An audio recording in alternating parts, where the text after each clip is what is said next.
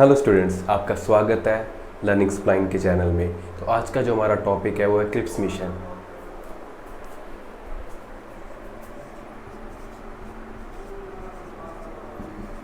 Cripps mission आपका freedom struggle modern history का एक बहुत इम्पॉर्टेंट टॉपिक है। तो इसी मिशन के अंतर्गत इसी मिशन को ही एज ए बेस लेके 1947 में हमें आज़ादी मिली थी। तो किस साल आया था ये मिशन? ये मिशन मार्च 1942 में इंडिया में आया था और सर रिचर्ड क्रिप्स इस कमेटी के चेयरपर्सन थे और हेड थे जो ये मिशन को इंडिया में लेके आए थे। इस टाइम पे कुछ फैक्टर्स हैं जो हमें जानने ज़रूरी हैं। ललित गौर हमारे वाइसरॉय थे इस समय, और जो हमारे रिचर्ड क्रिप्स थे वो मिनिस्टर ऑफ लेबर थे विल्सन चर्चिल की पार्टी में। विल्सन चर्चिल की एज ए पीएम थे उस टाइम ब्रिटिश सरकार के। तो हुआ क्या था, इसके हम पहले बैकग्राउंड में जाते हैं कि इस मिशन को लाने की जो जरूरत पड़ी और इंडियंस ने, आईएनसी और मुस्लिम लीग ने इसका क्यों विरोध किया। तो इसका पहले बैकग्राउंड जानते हैं। 1939 में वर्ल्ड वॉर 2 की शुरुआत हो चुकी थी, जिसमें अलाइड वर्सेस एक्सिस नेशन आपस में लड़ रहे थे। अलाइड नेशंस में यूके, यूएसएसआर, यूएस, चाइना थे इंपॉर्टेंट कंट्रीज, और एक्सिस में जापान और जर्मन थे। तो हो क्या रहा था, 1942 तक जर्मन और जापान की डोमिनेंस वार में बहुत बढ़ गई थी और जापान ने कनकर करने की सोच ली थी इंडिया को थ्रू बर्मा, जो आज का आपका म्यांमार है। तो इस बात का डर ब्रिटिश गवर्नमेंट को हो चुका था कि अगर इंडिया का हमें साथ नहीं मिला तो जापान इंडिया पे कब्जा कर सकता है थ्रू बर्मा, क्योंकि बर्मा भी यूके के हाथ से, ब्रिटिश गवर्नमेंट के हाथ से, ब्रिटिश साम्राज्य के हाथ से निकल गया था। तो ये सारी बिहाइंड द सीन था। अब इस बात के लिए, इस डर की वजह से यूएसए और यूएसआर और चाइना का प्रेशर था यूके पे कि आप अपनी पॉलिसीज़ को चेंज करो इन इंडिया।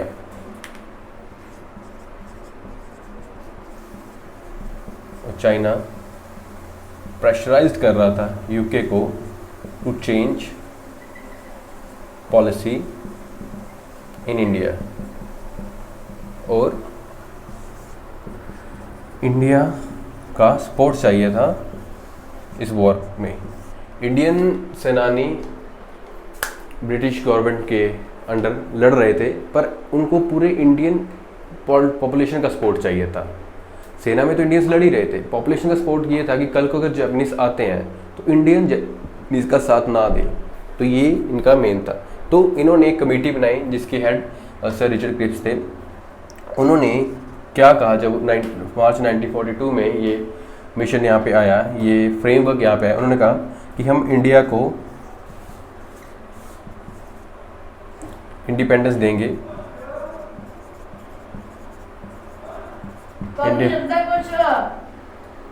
इंडिया को इंडिपेंडेंस देंगे हम। और इसमें कुछ पर उनकी शर्तें थी। उनकी जो पहली शर्त थी कि जब तक कॉन्स्टिट्यूशन फ्रेमवर्क इंडिया नहीं बनता तब तक जो डिफेंस है वो ब्रिटिशर्स का रहेगा,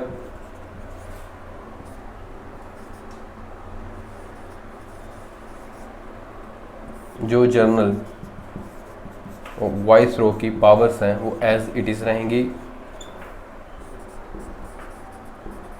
मिनॉरिटीज़ को राइट्स मिलेंगे, और एक गवर्नमेंट इस्टेब्लिश होगी जिसमें इंडियंस का पूरा डोमिनेंस होगा और जिसमें नॉमिनेटेड मेंबर्स होंगे स्टेट्स के इलेक्टेड मेंबर्स होंगे स्टेट के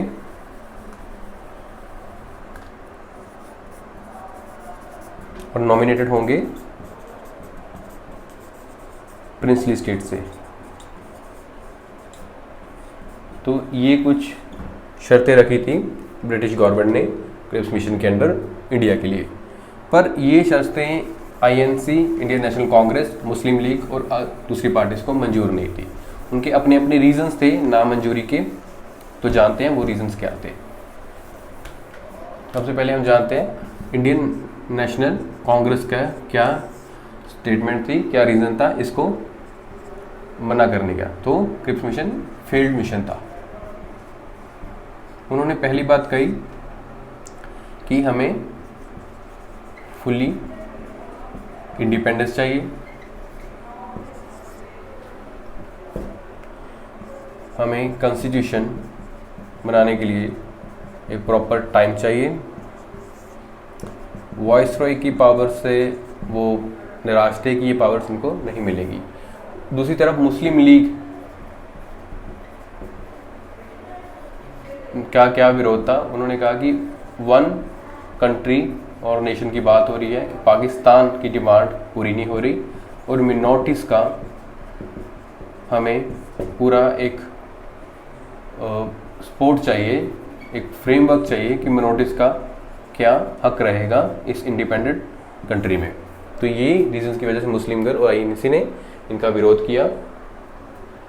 बहुत ज़्यादा मेंबर्स ने आईएनसी के रिटायरमेंट ले ली, इस्तीफ़ा दे दिया इस क्रिप्स मिशन के ऊपर और इस तरह क्रिप्स मिशन फेल्ड हो गया। इंडिया ने उस टाइम पे यूके का साथ नहीं दिया और पर इसके बाद क्रिप्स मिशन के बाद और काफ़ी बातचीत हुई इंडियन गवर्नमेंट की और यूके गवर्नमेंट के आपस में, तो एक मिडल पाथ निकला। पर कुछ टाइम बाद वर्ल्ड वॉर 2 ख़त्म हो गई और तो नए सिरे से इनकी इंडिपेंडेंस के लिए बातचीत शुरू हो गई।